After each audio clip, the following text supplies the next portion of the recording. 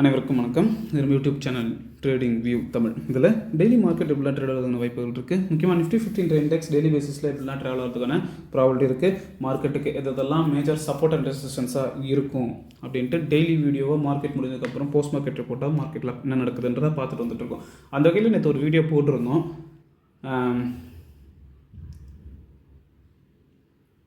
November 3rd week எப்படி இருக்கும் அப்படின்னு சொல்லிட்டு ஒரு வீடியோ போட்டிருந்தோம்.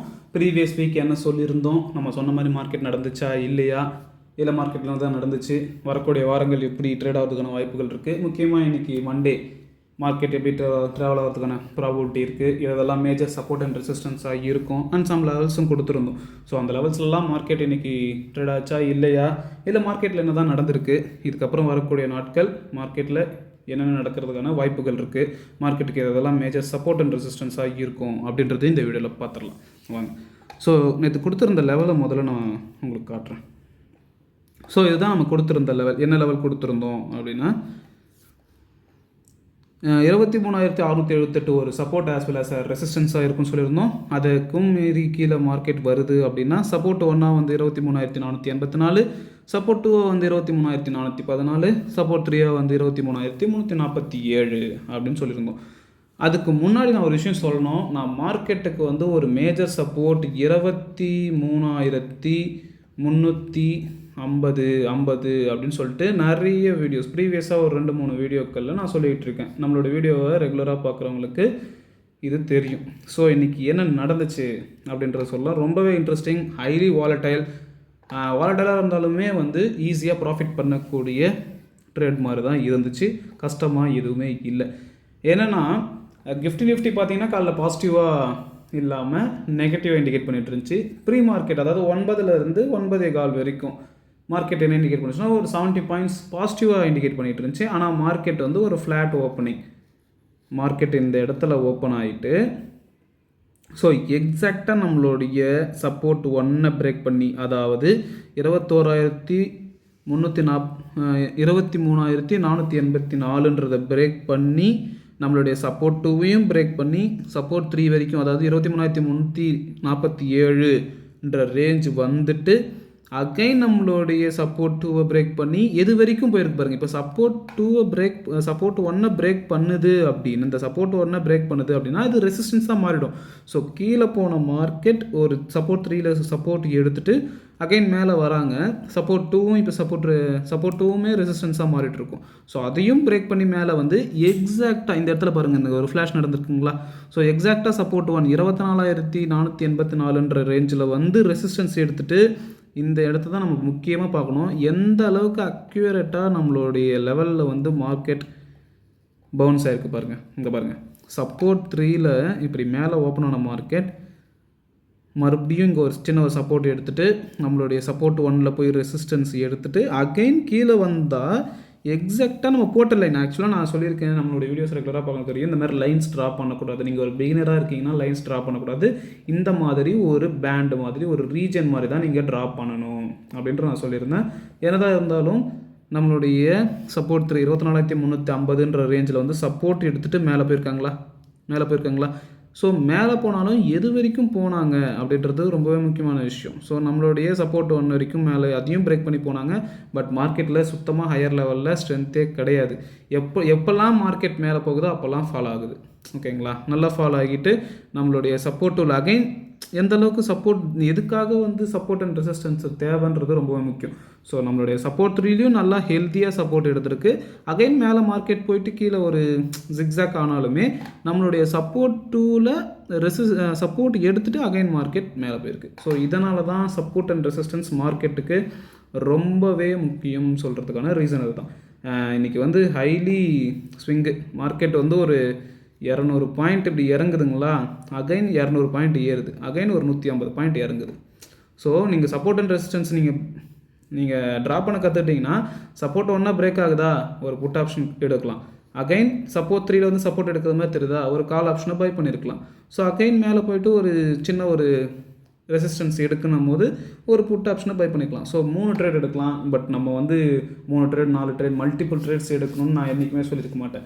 ஸோ மினிமமாக எடுங்க. மேக்ஸிமம் ஒரு நாளைக்கு 2 ட்ரேட். அந்த 2 ட்ரேடில் ஃபஸ்ட்டு ட்ரேடே ப்ராஃபிட்னா ஜஸ்ட்டு க்ளோஸ் பண்ணிவிட்டு உங்களுடைய டெய்லி ரொட்டீன் என்னவோ அதை பாருங்கள். இல்லையா ஜஸ்ட்டு மார்க்கெட்டை வாட்ச் பண்ணுங்கள். ஸோ எக்ஸாக்டாக மார்க்கெட் வந்து நம்மளுடைய சப்போர்ட் அண்ட் ரெசிஸ்டன்ஸ் லெவலில் மார்க்கெட் ட்ரேட் ஆகிருக்கு. அது மட்டும் இல்லாமல் ஒரு மேஜர் சப்போர்ட் 23,350 ரேஞ்சை அழகாக சப்போர்ட் எடுத்துகிட்டு வந்திருக்கு. இப்போ மறுபடியும் நம்ம என்ன நோட் பண்ணணும்னா, எப்போ இந்த 23,350 பிரேக் பண்ணுதோ மார்க்கெட் ஒரு நல்லாவே ஒரு ஃபால் இருக்கும்.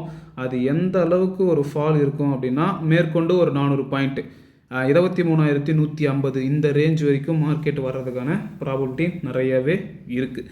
ஸோ இதுதான் இன்றைக்கி நடந்துச்சு. மார்க்கெட் வந்து நான் அதுக்கு முன்னாடியே சொன்னேன், 23,900 மார்க்கெட் பிரேக் பண்ணாலே, அதாவது எங்கே சொல்லியிருந்தேன், இந்த ரேஞ்சில் சொல்லியிருந்தேன், 23,900 மார்க்கெட் பிரேக் பண்ணாலே நல்லா ஒரு ஃபால் இருக்கும். அது எது வரைக்கும் இருக்குன்னா 23,350 வரைக்கும் இருக்கும்னு சொன்னோம். ஸோ எக்ஸாக்டாக 23,350 வரைக்கும் மார்க்கெட் வந்துட்டு தான் இப்போ அந்த இடத்துல தான் நின்றுட்டுருக்கு. ரொம்பவே வீக்காக இருக்குது அப்படின்னு தான் சொல்லணும். நம்ம மார்க்கெட் மட்டும் இல்லை, குளோபலாகவே எல்லா மார்க்கெட்டும் ஒரு செல்லிங் ப்ரெஷரில் தான் இருக்குது. யூஎஸில் வந்து இன்ஃப்ளேஷன் வந்துச்சு, அதுவும் அதிகமாக தான், எக்ஸ்பெக்ட் பண்ணதை விட அதிகமாக தான் இருக்குது. ஸோ ஃபர்தராக மார்க்கெட் கீழே போகிறதுக்கான வாய்ப்புகள் தான் இருக்குது. ஸோ ரொம்பவே கேர்ஃபுல்லாக ட்ரேட் பண்ணுங்கள், அவசரப்பட்டு ட்ரேட் பண்ணாதீங்க. உங்களுக்கான ட்ரேடிங் செட்டப் வந்தால் மட்டும் ட்ரேட் பண்ணுங்கள். இன்வெஸ்ட்மெண்ட் எப்படி பண்ணலான்ற மைண்ட் செட்டுக்கு வாங்க. ட்ரேடிங் இன்றைக்கி வந்து ப்ராஃபிட் வரும், நாளைக்கு லாஸ் வரும். பட் இன்வெஸ்ட்மெண்ட் வந்து நீங்கள் லாங் டேர்மில் பார்க்கும்போது நல்லாவே உங்களுக்கு ப்ராஃபிட் வரும். ஓகேங்களா? ஸோ நாளைக்கு இதெல்லாம் மேஜர் சப்போர்ட் அண்ட் ரெசிஸ்டன்ஸாக இருக்கும் அப்படின்றத பார்த்துடலாம். ஸோ நான் கொஞ்சம் லெவல்ஸ்லாம் மாற்றிக்கிறேன். ஸோ சப்போர்ட் 1 அது வந்து இதுனா இதுதான் 23,350 மேஜர் சப்போர்ட்னு சொன்னல, அதுதான் சப்போர்ட் 1. சப்போஸ் மார்க்கெட் அதை பிரேக் பண்ணுச்சு அப்படின்னா எது வரைக்கும் வர்றதுக்கான ப்ராபபிலிட்டி இருக்குது அப்படின்னா 23,200 வரைக்கும் மார்க்கெட் வர்றதுக்கான ப்ராபபிலிட்டி இருக்குது. சப்போஸ் மார்க்கெட் அதையும் பிரேக் பண்ணுறாங்க அப்படின்னா, சாரி நான் டேக் கேண்டில் வச்சுக்கிறேன்.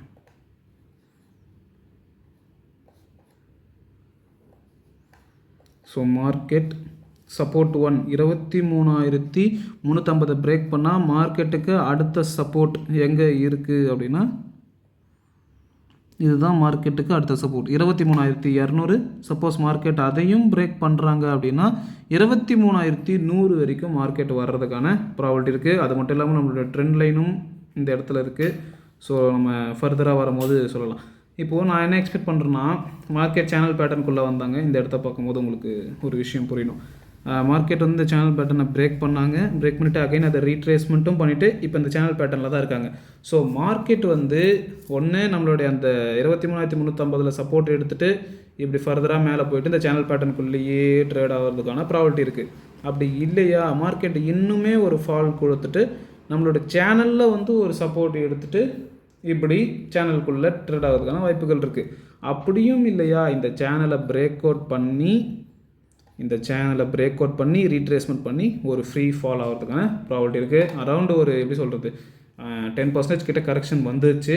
ஸோ ரொம்பவே காஷியஸாக இருங்க. அவசரப்பட்டு ஒரு வேலையை என்றைக்குமே செய்யாதீங்க. அது ரொம்பவே தவறான ஒரு முடிவில் போய் உங்களை விட்டுரும். ஸோ இந்த சேனல் பேட்டர்ன் முதல்ல நம்ம கரெக்டாக போட்டிருக்கோமான்றதை நம்ம ஒரு டைம் செக் பண்ணிக்கலாம். ஸோ சேனல் பேட்டர்ன் போட்டிருக்கோம்.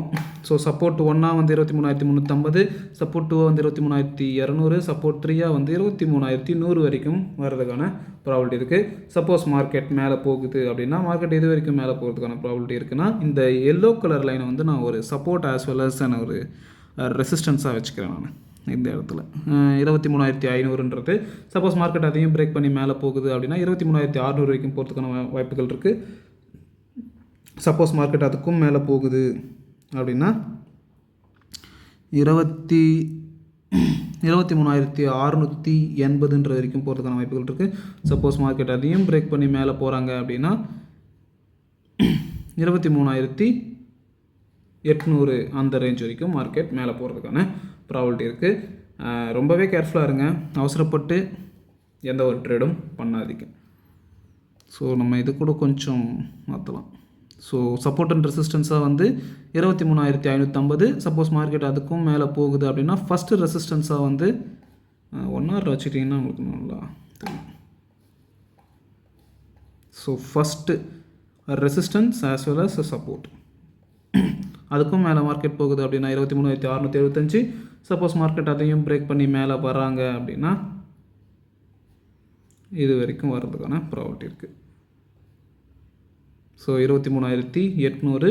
சப்போஸ் மார்க்கெட் அதையும் பிரேக் பண்ணுறாங்க அப்படின்னா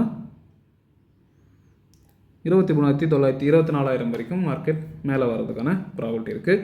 ஸோ இதுதான் என்னுடைய லெவல்ஸ், நான் எக்ஸ்பெக்ட் பண்ணுற லெவல்ஸ் இது தான். ஸோ பார்க்கலாம் மார்க்கெட் இதில் ட்ரேட் ஆகுதா இல்லையா, இல்லை மார்க்கெட்டில் என்ன தான் நடக்குது. ஸோ எல்லா நாளுமே நம்ம எக்ஸ்பெக்ட் பண்ண மாதிரி நடக்கணும்னு எந்த ஒரு அவசியமும் கிடையாது. முதல்ல அதை நீங்கள் கற்றுக்கோங்க. ஜஸ்ட் நம்மளால் வந்து ஒரு ப்ரிடிக்ஷன் தான், இப்படி போனால் நம்ம எப்படி பண்ணலாம், ஏன் இப்படி போகுது. ஸோ இதை வந்து ஜஸ்ட்டு நீங்கள் லேர்ன் மட்டும் தான் பண்ணிக்க முடியும். ஸோ அதுக்கு முன்னாடி ஒரு விஷயம் சொல்லிக்கிறேன். ஸோ இதுதான் என்னோட லெவல்ஸ். இது ஒரு ஸ்க்ரீன்ஷாட் எடுத்து வச்சுக்கோங்க, இல்லை ஒரு பேப்பரில் நோட் பண்ணி வச்சுக்கோங்க. நாளைக்கு உங்களோட ட்ரேடிங் செஷனில் ஏதாவது ஒரு வகையில் யூஸ்ஃபுல்லாக இருந்துச்சுன்னா ரொம்ப நல்லாயிருக்கும். உங்களோட 7 மணியை வச்சு ட்ரேட் பண்ணுறதுக்கு முன்னாடி நீங்கள் ஒரு 3 months ப்ராப்பராக பேப்பர் ட்ரேடிங் பண்ணுங்கள். பேப்பர் ட்ரேடிங்கோட இம்பார்ட்டன்ஸ் இப்போ புரியாது. நீங்கள் அதை ப்ராப்பராக பண்ணி கடந்து வந்தீங்க அப்படின்னா உங்களோட ரியல் மணி வச்சு நீங்கள் ட்ரேட் பண்ணும்போது உங்களுடைய லாஸஸை கண்டிப்பாக தவிர்க்கலாம். அந்த டைமில் தான் பேப்பர் ட்ரேடிங்கோடைய எப்படி சொல்கிறது ஒரு பயனை நீங்கள் வந்து அனுபவிப்பீங்க. அதை விட்டுட்டு பேப்பர் ட்ரேடிங்லாம் பண்ணி நான் டைம் வேஸ்ட் பண்ணுவேன்ல, நான் எனக்கு எல்லாம் தெரியும், நான் ரியல் மணி வச்சு ட்ரேட் பண்ணுறேன்னா கண்டிப்பாக லாஸில் இருப்பீங்க.